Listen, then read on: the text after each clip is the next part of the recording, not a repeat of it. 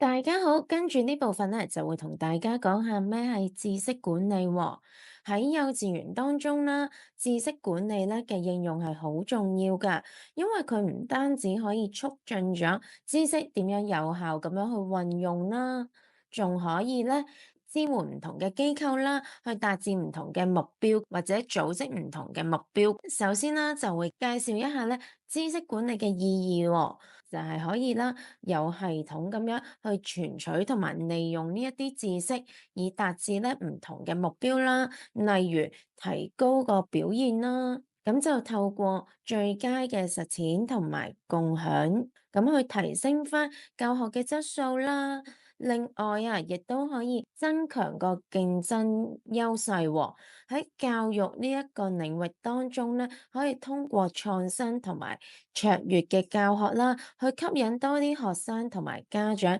嚟呢一間幼稚園去就讀㗎。第三啦，就係可以咧共享經驗，老師們可以共享佢哋嘅實踐經驗啊，去提高翻個教學質素。另外咧，仲有促進創新。咁就可以激發翻老師嘅創意，開展新嘅教學方式同埋課程，仲有可以推動機構嘅整合，適應外來嘅改變，喺政策嘅變動之中，同埋社會嘅需求咧，都會不斷咁樣去改變。咁有一個有系統嘅知識管理咧，就可以適應到唔同嘅變化喎，仲可以管理持續嘅改進，透過一啲反思同埋評估，去不斷優化教學嘅策略嘅。咁亦都講下知識咧，其實分為兩種知識。第一個咧就係顯性嘅知識，顯性嘅知識咧，即係可以喺書面上面去記錄啦，或者去傳遞一啲嘅知識喎。咁就好容易去編輯啊，或者去共享俾唔同嘅老師睇到㗎。就好似一啲教案、教具同埋一啲研究報告咁樣啦，都會係顯性嘅知識嚟嘅。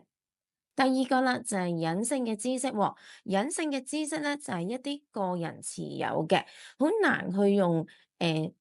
言語去表達嘅。基本上咧，都係一個人嘅經驗啦，或者一啲直覺嘅，就可能係老師喺課室入邊嘅管理當中啦，佢可能有一啲管理係透過佢嘅直覺，或者透過佢嘅既有經驗啦，而安排出呢一啲嘅行為嘅。或者一啲課堂嘅互動技巧，都稱之為隱性嘅知識喎。隱性嘅知識咧就係好個人化同埋好主觀㗎。我哋有一個例子啦，就係譬如咧一個冇受過正規教育嘅廚師，去教人咧去煮老火湯喎。咁其實呢個廚師咧，佢唔會拎得出一個食譜出嚟㗎，好似你媽媽煮餸咁樣，佢都未必有個食譜睇住先至煮得到。但係佢就會有一啲口傳嘅心得可以話翻俾你知，等你去學識點樣去煮老火湯。咁同樣啦，喺幼稚園當中嘅隱性知識咧，就可能係一個老師嘅個人經驗啦，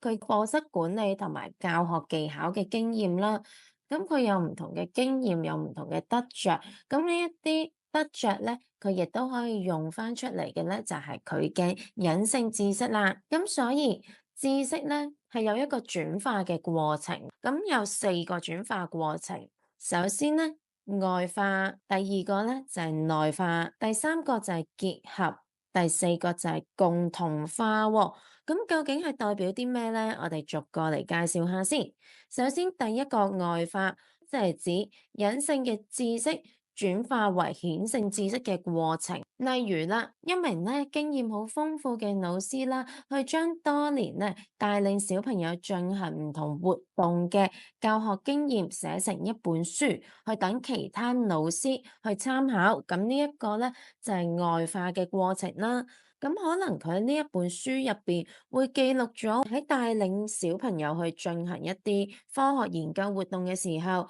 可能佢會透過呢一個嘅活動發現咗，原來實驗咧就會特別吸引到小朋友嘅注意力嘅喎。咁佢就將呢一個實驗嘅活動啦，具體嘅步驟寫咗出嚟，亦都寫咗一啲回饋，作為一個成功嘅例子，去俾其他老師去分享啊，去閱讀。咁呢一個就係外化嘅嘅過程啦。甚至喺我哋日常嘅教學當中，一啲教學嘅心得分享都會㗎。譬如一啲課室管理嘅技巧啦，咁可能有一啲老師就會記錄翻，哦，今年啊，我哋同呢一班 K1 嘅小朋友相處，呢一班 K1咧，佢要用乜嘢嘅學習模式會好啲啊？或者課室管理有啲乜嘢嘅方式，有啲咩技巧去管理會好啲啊？咁亦都可以將佢咧用文字去記錄低啦。然之後呢一班 K1 小朋友升上 K2 嘅時候，咁老師就可以將呢一個 K1 嘅指導手冊去傳俾下一年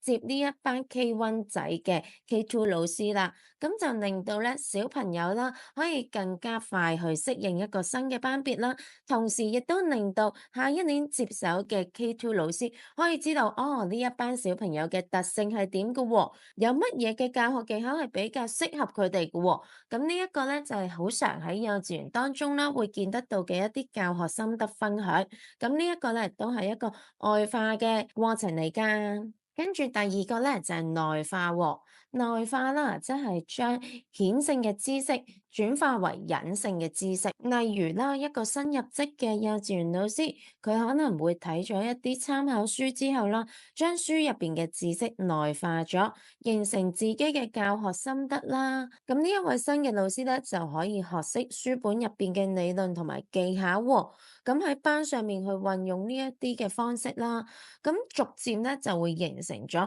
佢自己對於教學嘅理解啊，同埋一啲新嘅應用方法。咁呢一個啦，就係參考一啲書本去學習嘅方式。除咗呢一個之外咧，其實我哋好多時喺幼稚園會見到或者會遇到嘅，就係參加一啲培訓之後嘅應用啦。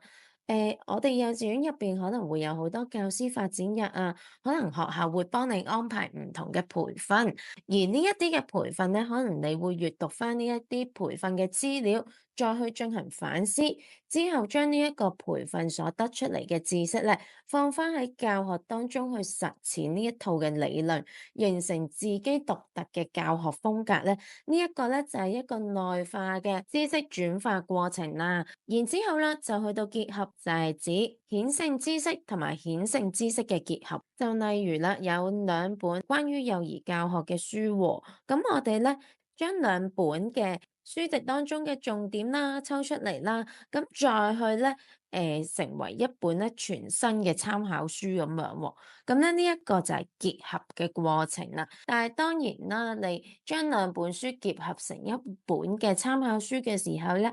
就必須得到兩邊作者嘅同意先至可以出版啦。但係喺幼稚園當中咧都會有嘅，就例如啦，幼稚園老師咧可能會參考咗一啲數學嘅教材啦，同埋藝術嘅教材啦。然之後咧，將兩份教材入邊咧最好嘅部分咧結合埋一齊喎，設計成一個咧跨學科嘅學習活動啦。咁就等小朋友可能喺一個藝術嘅創作當中，同時亦都學習到一啲數學嘅概念。咁兩份嘅教材整合咧，就係一個結合嘅過程啦。甚至我哋咧好多時會為小朋友啦去準備唔同嘅體驗日啊，或者活動，可能有兩份嘅活動計劃啦，一份咧就係一個遊戲學習計劃嚟嘅，另一個咧就係環保教育嘅教學計劃嚟嘅。咁我哋就將呢兩份嘅計劃咧結合埋一齊，而變成咧有一個環保嘅遊戲日。小朋友咧係需要利用一啲環保嘅材料去整一個遊戲出嚟，咁就將兩份嘅教學計劃啦結合埋一齊啦。咁等小朋友咧喺一個活動當中既學到環保嘅概念，同時亦都可以以一個遊戲嘅形式去進行嘅。呢一個活動計劃嘅結合咧，就係咧將兩種顯性嘅知識嘅結合啦。第四個就係共同化喎，即係兩個隱性嘅知識啦，去結合埋一齊喎。就例如一啲經驗嘅交流啊，或者小組嘅討論，譬如幼師之間會有啲定期嘅聚會啊，去傾下點樣去促進小朋友嘅可能社交啊，或者語文技巧啊。咁喺呢一個嘅討論活動當中，老師都會分享咗好多自己成功嘅例子啦，咁去形成一個咧適合自己班本嘅學習計劃啦，同時啊，亦都可能會有一啲經驗嘅交流啊，等老師咧唔單止豐富咗自己嘅教學策略，同時亦都可以形成一套咧更加有效嘅課室管理方法啊，或者去引導小朋友學習嘅方法嘅。咁以上啦，呢一啲例子啦，都展示咗幼稚園老師點樣喺日常嘅教學當中運用唔同嘅知識轉化喎，從而咧可以提升翻老師嘅教學質素啦，同埋咧專業發展㗎。咁透過呢一啲嘅知識轉化過程啦，等老師們咧可以有更加好去利用同埋共享知識，促進整體嘅教學同埋改進嘅喎。咁所以知識管理喺幼稚園當中，唔單止係促進咗知識有效咁樣去利用，其實同時亦都加強咗老師之間嘅協作啦，同埋學習嘅，可以有助老師嘅專業成長啦，仲可以提升翻成間幼稚園嘅發展同埋創新㗎。